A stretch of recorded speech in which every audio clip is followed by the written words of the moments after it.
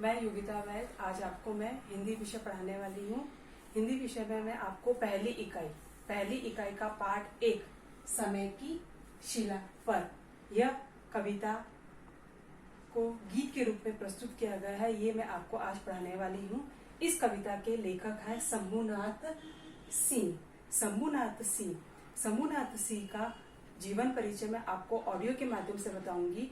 बस इसका थोड़ा सा परिचय मैं बता दूंगी कि इनका जन्म 17 जून 1916 रावतपारा देवरिया उत्तर प्रदेश में इनका जन्म हुआ है और इनकी मृत्यु 3 सितंबर 1991 में हुई है। समय की शिला यह एक नवगीत है। कवि ने नवगीत के माध्यम से हमें इसकी जानकारी दी गई है। समय का अर्थ यहाँ पर वक्त बताया गया है और शिला का अर्थ यहाँ पर पत्थर और चट्टान बताया गया है।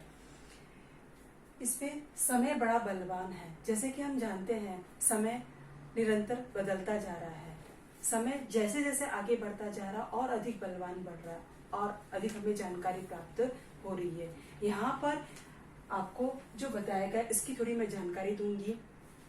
प्रस्तुत नवगीत में कवि ने हमें लिखने पढ़ने के अंतर के बारे में बताया गया है और अंधकार से प्रकाश में परिवर्तन इसके बारे में जानकारी दी गई है। आंखों में तैरते हुए सपनों की स्थिति इसकी जानकारी दी है और प्रार्थना की प्यास तथा मनोभाव को बहुत ही अधिक मार्मिक ढंग से यहाँ पर प्रस्तुत किया गया है। इस गीत को पढ़ने से पहले मैं इसमें आए हुए कठिन शब्द का अर्थ आपको मैं बताऊंगी और इस गीत का गायन और इसका अर्थ मैं आपको ऑडियो के माध्यम से समझाऊंगी।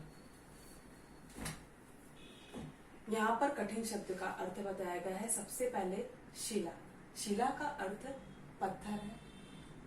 विकल का अर्थ व्याकुल बेचैन। धरा का अर्थ है पृथ्वी। मधुर का अर्थ है सुंदर या आकर्षक। घुलना का अर्थ है बीत जाना। यहाँ पर घुलना का अर्थ पिघलना ना बता के गीत में यह बताया गया है कि बीत जाना। सलब का अर्थ यहाँ पर पतंगा बताया गया है। प्रतिज्ञा यानी कि दो प्रेमियों के बारे में यहाँ पर प्रेमियों की चर्चा की गई है। श्रृंखला कड़ी या जुड़ना। ध्येय यानी लक्ष्य। बिहर यानी वियोग। वंचना यानी धोखा। आवरण यानी छिपाना।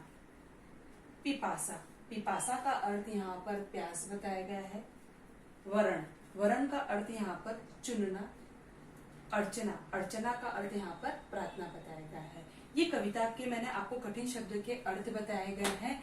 इसके बाद मैं आपको ऑडियो दूंगी और ऑडियो के माध्यम से कविता का गायन आपको बताऊंगी और उसका अर्थ समझाऊंगी। आपको मैंने पीडीएफ के माध्यम से जो पीडीएफ भेजा है उसमें पाठ की पूरी जानकारी दी गई है, इसलिए पीडीएफ आप ओपन करो और जब मैं आपको समझाऊंगी तब आपको इसको अच्छे से समझना। एक और आपके लिए सूचना है, सभी को नोटबुक कंपलसरी बनाना है। मैं आपको जो पढ़ा रही हूँ, जो समझा रही हूँ, वो आपको उसमें लिखना है और जो भी आपको कोई समस्या है या कोई भी आपको कुछ डिफिकल्टी लग रही है तो शाम को 5 से 6 के बीच में आप मुझे फोन करके या व्हाट्सएप के माध्यम से पूछ सकते हैं।